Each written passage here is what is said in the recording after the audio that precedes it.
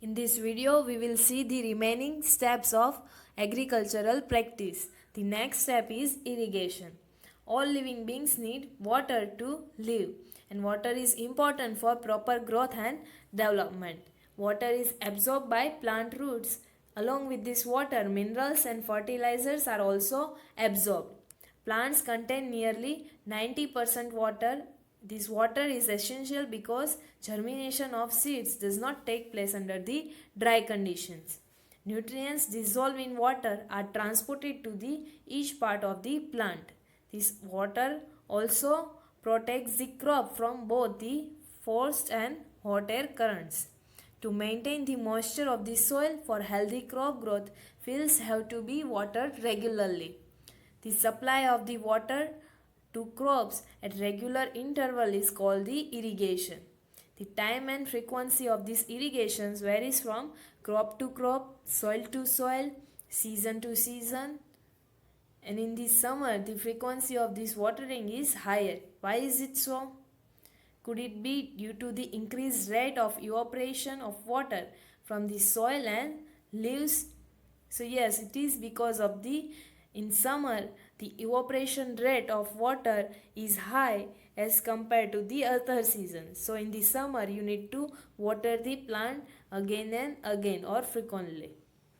So Bujaho is saying that I am very careful this year about watering the plants. Last summer my plants dry up and died. Now we will see the sources of irrigation. The sources of water for the irrigations are wells, tube wells, ponds, lakes, rivers, dams and canals.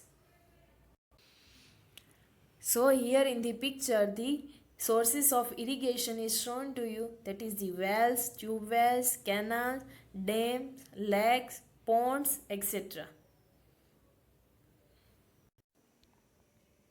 So we had seen the different water sources. Now how we will supply this water to the fields or crop? So there are some methods by which we can supply this water to the fields. So first we will see the traditional methods of irrigation. So the water is available in wells, lakes and canals is lifted up by different methods in different regions for taking it to the fields. Cattle or human labor is used in these methods. So these methods are cheaper but less efficient. That we will see that how these methods are less efficient. So first we will see these methods. The various traditional methods are, first is moat or pulley system. The next second number is chain pump. The third system is dhekli and fourth number is rahat or lever system. So first is moat system. Moat system is one of the most easiest and cheapest irrigation system. In this, water is drawn from the well or water source by the bucket. This bucket is attached to the rope. The rope is passed over the pulley and fixed to the animal. The animal moves down the earthen slope away from the well to lift water. The water is then emptied to the channel and the fields are irrigated. In the next chain pump system, two large wheels are connected by the chain in the opposition at the angle to each other. One wheel is near the source and the other is near to the sink. One end of the chain dips into the water. The chain carries the bucket as the wheel turns with the help of shaft and handle. The buckets dip into the source and drawn the water from the pool. The chain is then lift the buckets to the other wheel where they are dipped and dumped into the pool or sink. The chain then carries empty bucket down to refill. The water in the pool is then released in the field by the canals, which act as an artificial streams to the water crops. Next is Dhekli system. In this system of irrigation, water is drawn from the water source with the help of log placed on the fork-shaped support. The log is tied to a stone which acts as a lever. The bucket is tied at the other end of the log. During the irrigation, bucket is tied with the rope is pulled down so that the bucket goes into the water source and filled up with the water. The bucket is again drawn out by pulling the rope. The collected water is manually poured into the channels and hence the crop is irrigated. In the Rahat system of irrigation, it involves two wheels. One is placed vertically over a water source, typically an open well, and the other placed horizontally at a distance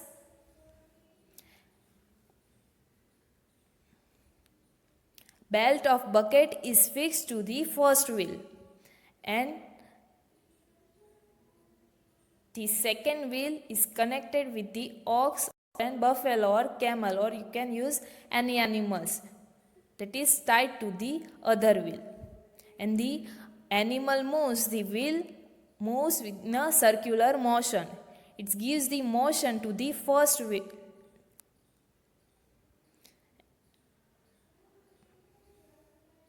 and hence the first wheel with the buckets which draws the water from the water source and irrigates the fields.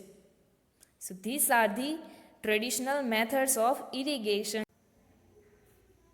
These traditional methods of irrigation are less efficient because there is a lots of wastage of water is there and human and labor work is there, so it is time consuming methods of irrigations.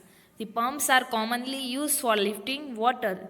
The diesel, biogas, electricity and solar energy is used to run this pump. So now, rather than these traditional methods, people or farmers are using modern methods of irrigation. These modern methods of irrigations help us to use water economically and to save the water. The main methods of this modern method of irrigation are sprinkler system and drip system. So first is sprinkler system. So first is sprinkler system. In this system, it is more useful on the uneven land where sufficient water is not available. The perpendicular pipes having rotating nozzles on the top are joined to the main pipeline at the regular interval. When the water is allowed to flow through the main pipe under the pressure with the help of pump, it escapes from the rotating nozzles. It gets sprinkled on the crop as if it is raining. Sprinkler is very useful for lawns, coffee plantation and several other crops.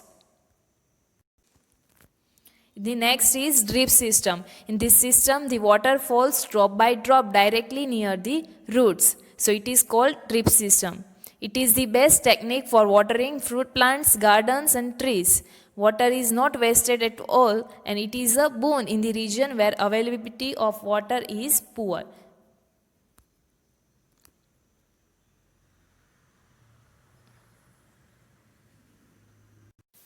The next step in the agricultural practice is protection from weeds. Now Bujaho and Pahli went to a nearby wheat field and saw that there were some other plants in the field growing along with the wheat plant.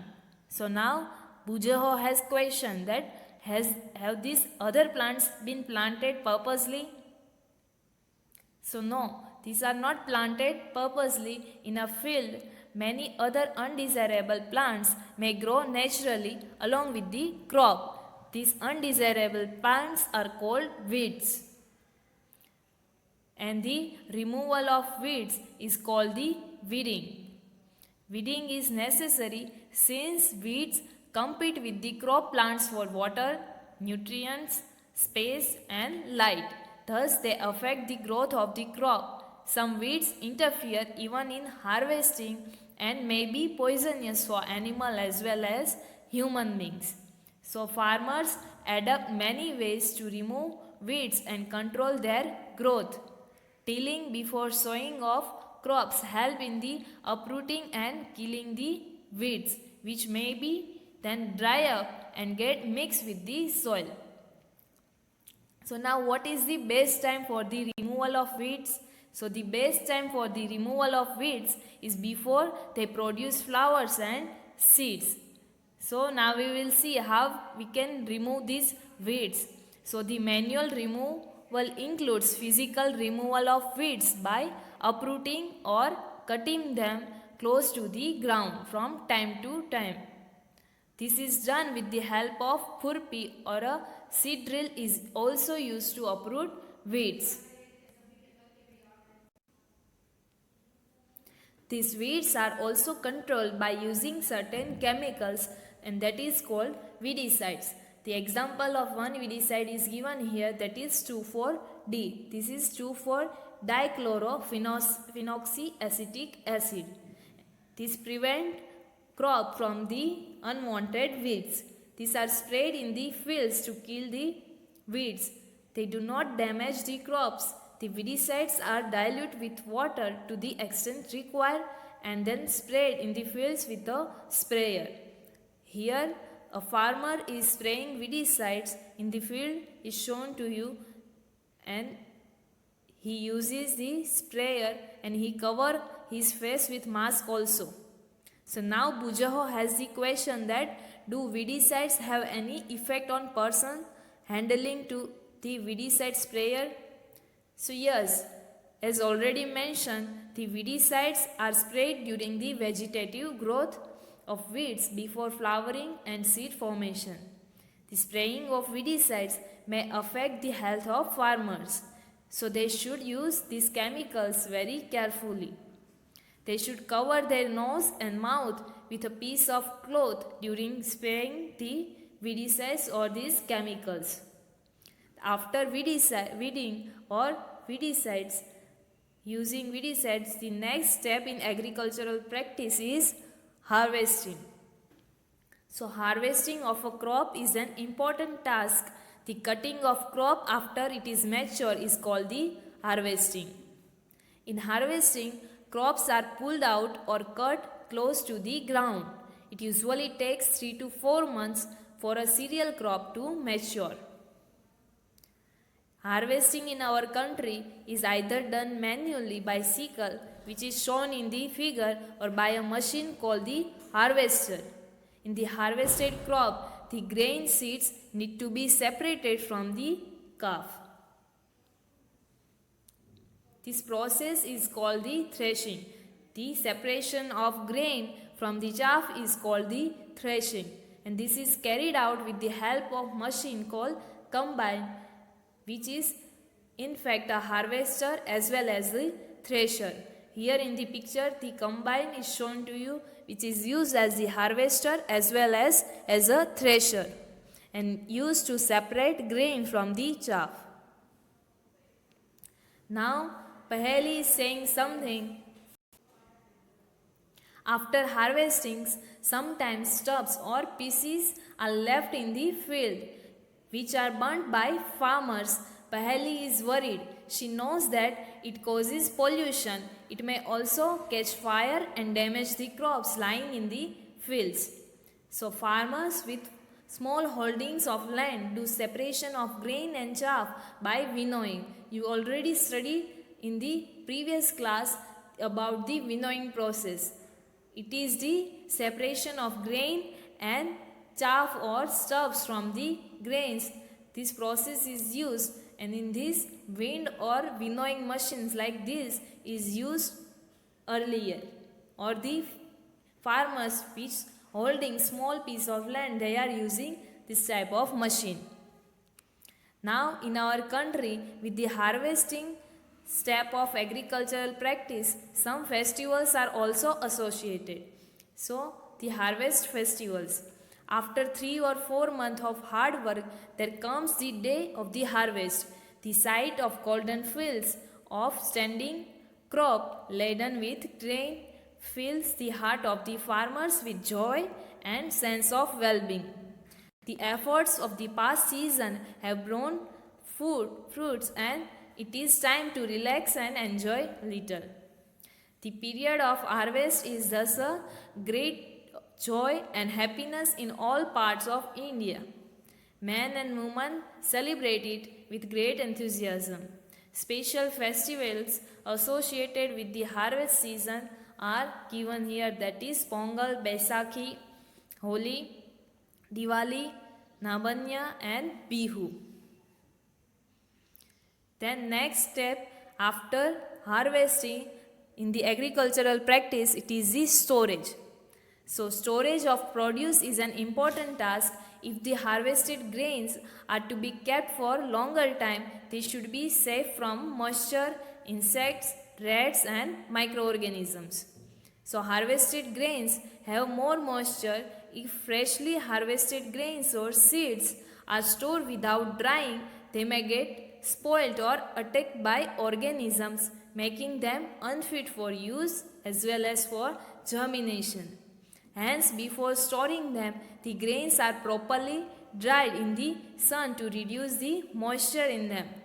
This prevents the attack by insect, pests, and bacteria and fungi. So, Paheli have one question that I saw my mother putting some dried neem leaves in an iron drum containing wheat. I wonder why. So, neem leaves contain bitter smell. This prevents the grain from getting affected or getting attacked by the pest, bacteria and fungi.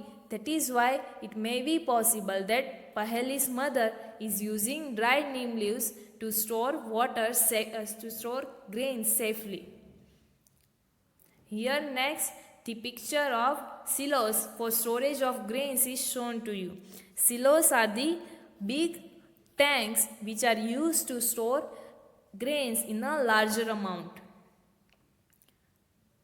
Then here storage of grains in gunny bags in granaries is shown to you. The granaries are the house or a big room which is used to store the grains, and it is generally built above the ground level to prevent it from the mice, rats and insects and bacteria.